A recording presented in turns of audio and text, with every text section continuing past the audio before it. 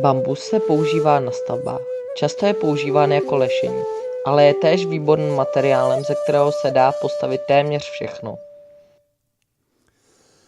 V asijských zemích je běžné, že se bambus jí, tedy jeho výhonky. Recepty na jídla v Asii nemálo obsahují bambusové výhonky. Bambus se využívá též k výrobě papíru. Bambus, nebo spíše jeho kořenový systém, je tak silný, že dokáže stabilizovat půdu před erozí.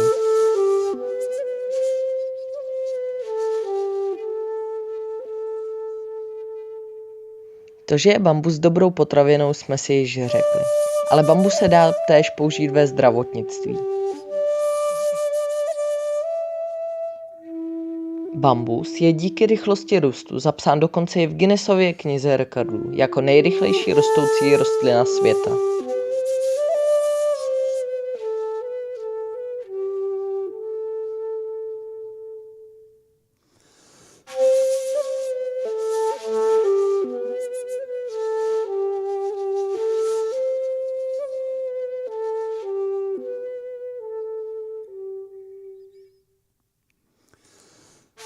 Ač by se mohlo zdát, že je bambus podobný stromu, tak ve skutečnosti je travinou. Není žádným tajemstvím, že bambus nechutná jen lidem, ale i krásným medvědům pandám.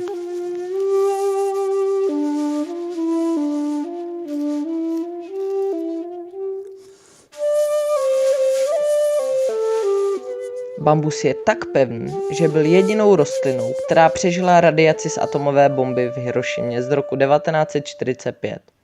Extrémní horko zničilo všechny stromy a rostliny s výjimkou bambusového lesa. Les byl od té doby odstraněn, ale stébla se zachovala v muzeu v japonské Hirošimě.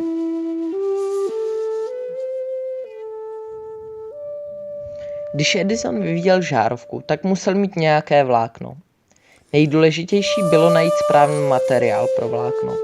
Část uvnitř žárovky, která se rozsvítí, když ji prochází elektrický proud. Edison testoval více než 1600 materiálů, včetně kokosů, vlasce, dokonce i vousu zaměstnance. Nakonec se Edison rozhodl použít jako vlákno bambus.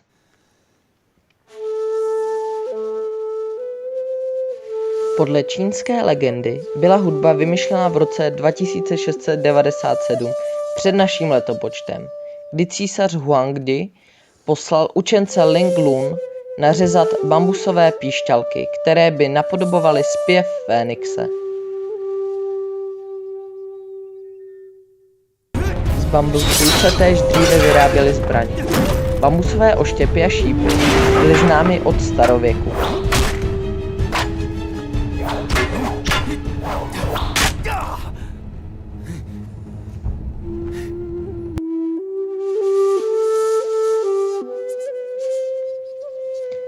Bambusové mučení je forma mučení a popravy, kdy bambusový stonek prorůstá tělem oběti.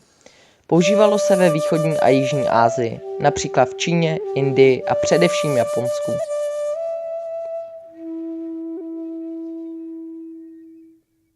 První zemí, která využívala zemní plyn, byla pravděpodobně Čína, kde již v 10. století před naším letopočtem používali bambusu jako trubního materiálu k rozvodu zemního plynu, vyvěrajícího na povrch země. Zemní plyn byl využíván ke svícení a vytápění domácností.